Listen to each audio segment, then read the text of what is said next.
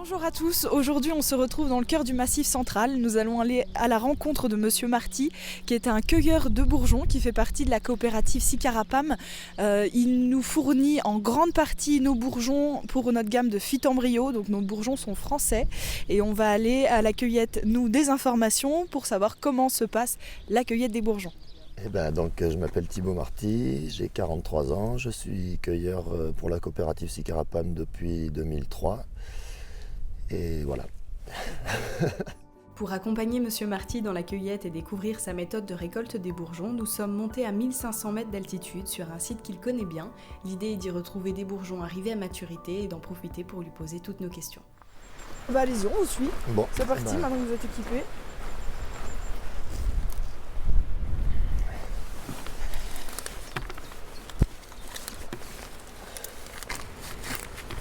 Vous récoltez quelle proportion de bourgeons sur un arbre ? On va essayer de ramasser les branches qui sont les plus autour de l'arbre et les plus accessibles. Là où les branches sont les plus longues aussi pour avoir le plus de bourgeons possible. Et puis là où les bourgeons sont les plus gros, les plus près, quoi. Donc ça c'est du noisetier, ouais. Après celui-ci, ça c'est un arbre qui n'est pas taillé ni rien, donc les branches sont petites. Souvent on cherche des bords de chemin où les arbres ont été broyés par les forestiers ou des machines qui viennent élaguer, et ça fait des repousses beaucoup plus longues. On a des branches d'1 mètre de long et là c'est beaucoup plus facile. C'est pas le cas ici, mais il y a des endroits où, je vous montrerai tout à l'heure, il y a d'autres endroits où c'est comme ça. Ouais.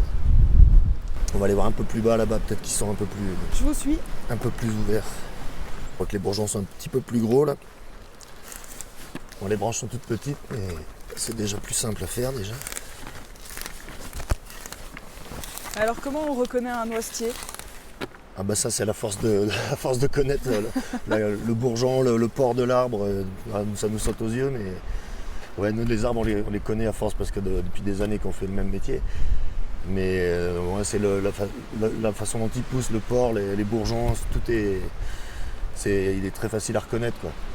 Là on voit le boulot avec son écorce blanche qui est très facile aussi. Mais le noisetier, ces petits buissons très arbustifs comme ça avec 2 tas de branches. Là-bas je pense que ça a été taillé, ce sera plus simple. Ouais, ce que je vous disais, là quand les arbres sont taillés, ça produit des branches beaucoup plus longues comme ça. Bon là il n'y a pratiquement pas de bourgeons dessus parce qu'ils sont tout petits. Il fait encore trop froid, mais c'est ce genre de truc qu'on cherche, quoi. C'est plus facile. Donc on ne ramasse jamais la totalité des bourgeons sur un arbre ? Non, jamais. De toute façon, ce ne serait pas rentable au niveau vu qu'il y a beaucoup de petites branches, on ne va pas commencer à s'amuser à ramasser un bourgeon un par un. Et le fait d'enlever les bourgeons qui sont là, c'est ces branches-là qui vont prendre la relève. Et du coup, ça n'abîme absolument pas l'arbre. Et après, il y a le noisetier, je ne sais pas, mais il y a plein d'arbres. Si on leur enlève les bourgeons, il y a des nouveaux bourgeons qui se forment sur la même branche. Bon, pas sur le noisetier, mais sur le figuier, le noyer, des choses comme ça. Ils sont capables de régénérer des nouveaux bourgeons, même si on les enlève. Après, il ne faut pas tout enlever, bien sûr, parce que sinon ça fragilise trop l'arbre. Mais c'est pas destructeur, en tout cas, pour la plante.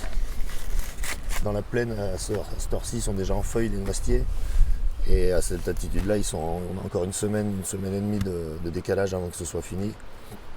Et donc on joue avec l'altitude, on commence... ça dépend du bourgeon, mais sur le noisetier, on peut le faire sur une période de 3 semaines à peu près. Et là, ce sera la fin dans une semaine 10 jours à peu près. Là, ils sont encore un petit peu tôt, ils sont un petit peu petits, mais bon, parce qu'on est à 1500 mètres d'altitude. Mais je pense qu'on va aller dans un autre site parce que là, c'est trop... Ils sont trop petits, ils sont pas taillés, ça va pas y aller. On va aller trouver un endroit où ce sera un peu plus facile parce que là, je pense que c'est pas idéal. Nous avons donc repris la voiture et descendu un petit peu plus bas en altitude afin de trouver des bourgeons arrivés à maturité. Et du coup, ça fait longtemps que vous cueillez des bourgeons ? Les bourgeons, ça doit faire une quinzaine d'années depuis que la coopérative s'y est mise. C'est l'avantage de l'Auvergne, c'est qu'on a des plaines à 250 mètres d'altitude et des montagnes à plus de 1500 mètres. Et du coup, le climat n'est pas du tout le même. Donc on peut jouer sur l'altitude. Après, les bourgeons, il y a le noisetier, on peut le trouver en plaine comme en montagne, mais il y a d'autres arbres qu'on ne trouve qu'en montagne. Et d'autres bourgeons qu'on ne trouve même pas du tout chez nous, qu'on est obligé d'aller faire ailleurs. Qu'on trouve pas en Auvergne. Qu'on trouve pas en Auvergne. Le figuier, c'est compliqué de faire du figuier ici. De l'amandier, il y en a très peu.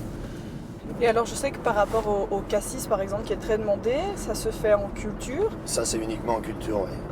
Il y a d'autres bourgeons qui se font en culture aussi? Non, je dirais non. Bah après, on pourrait.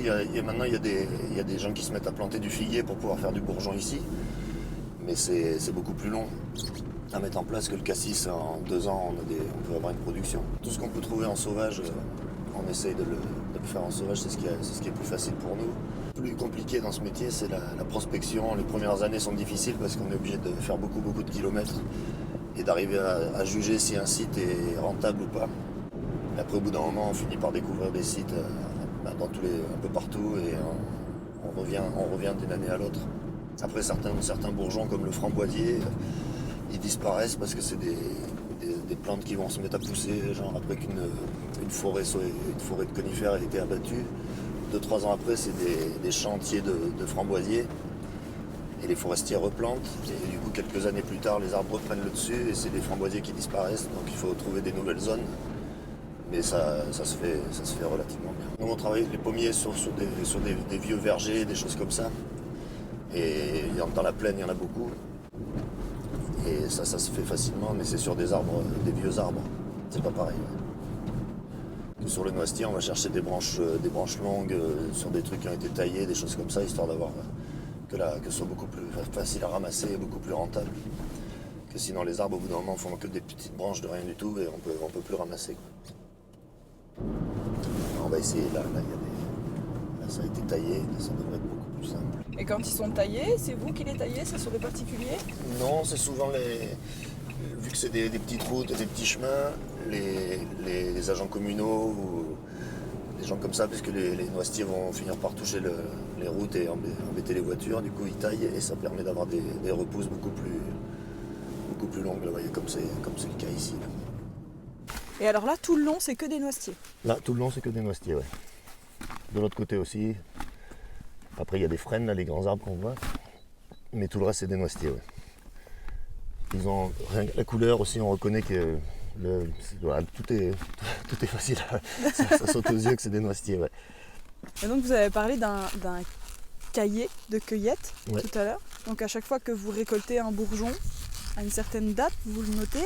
Tous les jours pendant, mais même pas que les bourgeons, pour toutes les plantes. Tous les jours, dès qu'on revient du travail le soir, c'est la première chose qu'on fait. On pèse, on sait ce qu'on a ramassé. Et sur un carnet, je mets la date, le lieu, la quantité de bourgeons. Et j'ai même des collègues qui mettent carrément le temps qu'il faisait, s'il faisait très chaud, machin, tout ça.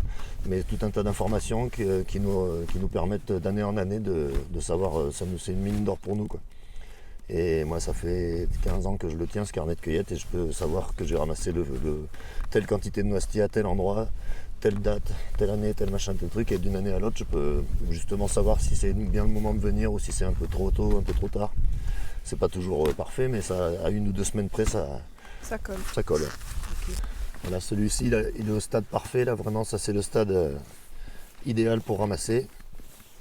Les bourgeons ont commencé de débourrer, ils sont en train de s'ouvrir, sans être encore des feuilles. Qui passe du stade hivernal où il est fermé, entièrement fermé, au moment où la sève monte et qui gonfle et qu'il est prêt à éclore. Et là, du coup, on a des branches beaucoup plus longues, beaucoup plus simples à ramasser, et là, ça vient tout seul. C'est quoi un bourgeon? C'est l'embryon de la feuille ou de la fleur à venir. Et c'est ce qui concentre toute l'énergie de la plante au moment où la sève remonte dans les tiges. C'est le renouveau de la nature, je ne saurais pas l'expliquer. Mais... Par exemple, ceux-là, ils sont trop petits, c'est ça? C'est ça, oui. Non, ceux-là, là, c'est parfait. Quand on voit quand les petites feuilles commencent à apparaître, là, on est sur le stade qui est parfait, quoi. D'accord. Et en plus, ça vient tout seul. Ils cassent, ils viennent beaucoup plus facilement dans les mains. Parce que ça finit par être très douloureux. Certains bourgeons, pas le noisetier particulièrement, mais il y en a certains, les gants finissent par se déchirer. Il faut changer de paire de gants 2 ou 3 fois dans la journée. Si la météo restait froide comme ça pourrait rester 1 semaine sans bouger du tout. Il suffira de 2-3 jours de soleil pour que ça parte. Maintenant qu'il a plu, en plus le sol est bien humide. Si la température remonte à 20 degrés, alors là ça peut aller très très très vite, quoi. Et c'est fou comparé juste à celui à côté. Et c'est ça, du coup, voilà, il y en a d'un arbre à l'autre, même si c'est la même espèce, il n'y a aucune différence, ils sont exposés pareil dans le même lieu, il y en a qui sont plus rapides que d'autres, quoi. Et ça, c'est valable pour n'importe quelle plante, ça a toujours, c'est comme ça pour tout. Ouais. Et quand vous partez sur un site et que vous vous dites je vais récolter du noisetier, vous récoltez que du noisetier ou si vous Eh voyez ben, autre ça chose? dépend si des fois, vu que là j'ai fait 40 km par exemple, mais si j'arrive et que tout est fermé, ben, je vais essayer de me rabattre sur un autre bourgeon avec un peu de chance. Et sinon, des fois, on fait demi-tour et on rentre chez nous parce que c'est pas prêt, quoi. Ça arrive de moins en moins souvent, mais ça arrive quand même, quoi. Alors, et après, on suit un carnet de cueillette qu'on remplit tous les ans, où on met la date où on a ramassé telle quantité à tel endroit. Et d'une année à l'autre, on suit notre carnet pour regarder si... c'est pour ça que je vous avais dit de venir aujourd'hui, parce que je sais que l'an dernier, j'avais ramassé à cette date. Et là, on se rend compte qu'il y a presque une semaine de décalage parce qu'il a fait plus froid cet hiver et que du coup, ils ne sont pas encore tout à fait prêts. Mais ça reste, c'est pratiquement toujours à une semaine près dans les mêmes périodes, quoi. Et pareil, quand on va dans le sud pour faire le bourgeon de figuier, on essaye toujours de regarder ce qu'on avait fait les années d'avant sur une 3-4 ans pour voir à quelle date ça tomberait à peu près juste pour pas se tromper, quoi. Parce que là, c'est tout de suite 300 ou 400 km. Donc c'est un peu embêtant si on arrive et que rien n'est prêt, quoi. Ça représente quoi? Ça représente 50% de bourgeons qui sont enlevés par exemple d'un noisetier? Non, même pas. Même pas, je dirais à peine 20%. On va ramasser les branches du haut et toutes celles-là vont prendre la relève. Et de toute façon, ça s'y connaîtra même pas dans 3 semaines. Il est couvert de feuilles comme si on n'avait rien fait. Enfin, les branches que j'ai ramassées, elles vont disparaître, mais il y a des petits bourgeons qui sont restés en bas vont refaire des branches et celles-là vont mourir et disparaître et ça se verra absolument pas, quoi. Et quelle est la différence entre un bourgeon et une jeune pousse? Ah ben, c'est la taille. Vous voyez sur celui-ci par exemple, on voit que là il y a déjà 2 feuilles qui sont en train d'apparaître. Et bientôt ça va être beaucoup plus gros, ce serait carrément une jeune pousse, ce serait plus un bourgeon. Alors pour des choses comme le framboisier, on ne peut pas ramasser le bourgeon, là il est très dur à venir, c'est déjà presque une jeune pousse, c'est pas vraiment un bourgeon. Enfin c'est un bourgeon mais c'est pas. On appelle ça une jeune pousse, ça dépend des plantes, quoi. Ça c'est. Bon, là il y en a vraiment un fond de panier, mais parce qu'il faut y passer plusieurs heures pour remplir des paniers entiers. Ouais. Après les autres sont bien un peu fermés quand même, hein. C'est un peu tôt. Quand le bourgeon n'a pas débourré, on ne le récolte pas, c'est ça? Et bah déjà c'est beaucoup plus dur de réussir à.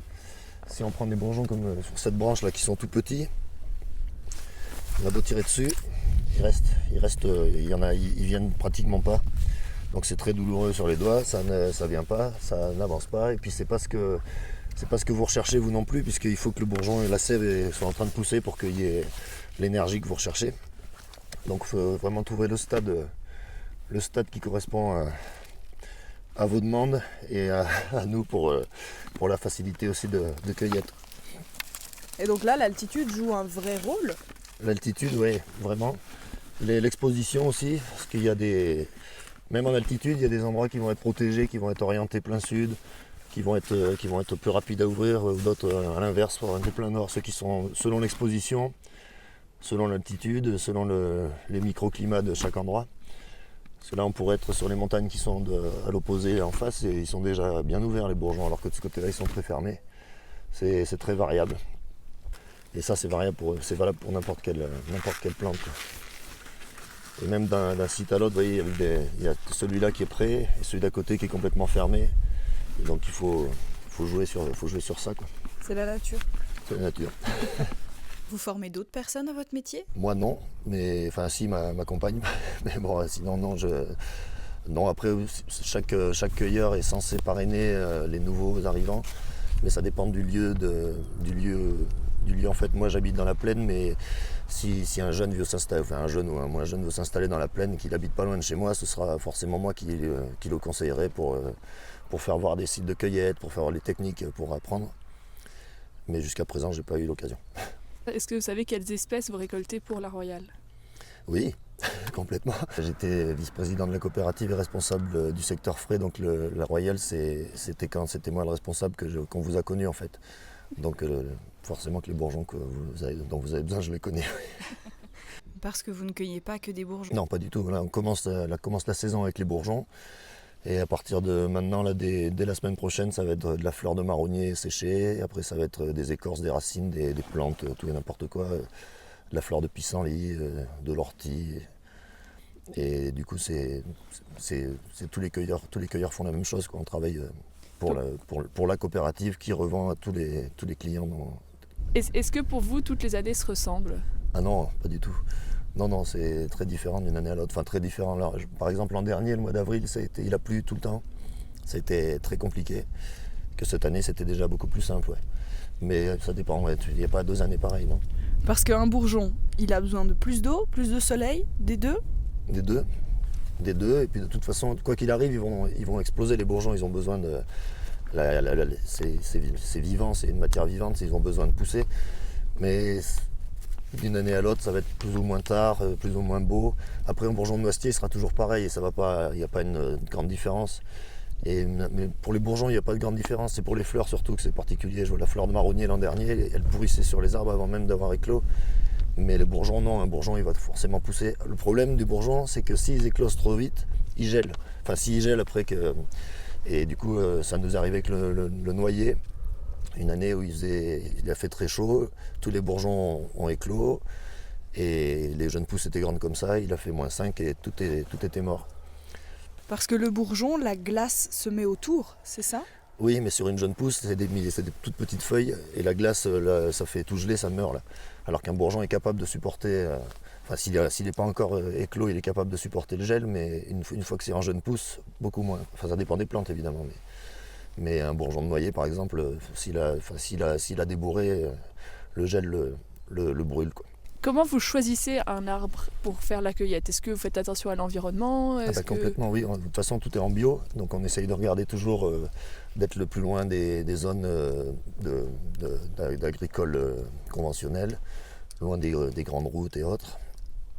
Et après, les arbres, on cherche aussi à savoir celui qui sera le plus rentable pour nous, les zones où il y a le plus de, comme je vous faisais voir pour le noisetier, des endroits où il y en a beaucoup pour que ce soit facile pour nous et plus rentable. Et puis sous les polluants aussi beaucoup. Ouais. Pour cueillir en nature comme ça, il vous faut des autorisations, Oui, alors ça dépend, on essaye de demander déjà l'autorisation des propriétaires quand c'est sur une parcelle privée. Quand c'est à l'ONF, on demande l'autorisation et on paye des redevances éventuelles. Et après, quand c'est chez des particuliers aussi, on demande. Et sauf quand c'est dans des endroits en bord de chemin, sauvages, là il y a des fois où on peut se servir comme ça, mais dans les 3/4 du temps, on demande les autorisations pour être tranquille déjà et puis pour pas embêter qui que ce soit, quoi. On a les petites balances de cuisine et on vient vérifier combien on a. Et là j'ai ramassé 400 grammes. Ouais. Il m'en faut 4 kilos, mais bon. C'est pas prêt, donc je reviendrai quand ce sera le moment. C'était une belle immersion dans un savoir-faire rare et précieux. Nous remercions chaleureusement Monsieur Marty pour son accueil et pour nous avoir fait découvrir avec passion son métier de cueilleur, une rencontre inspirante qui donne encore plus de sens à notre engagement. Merci.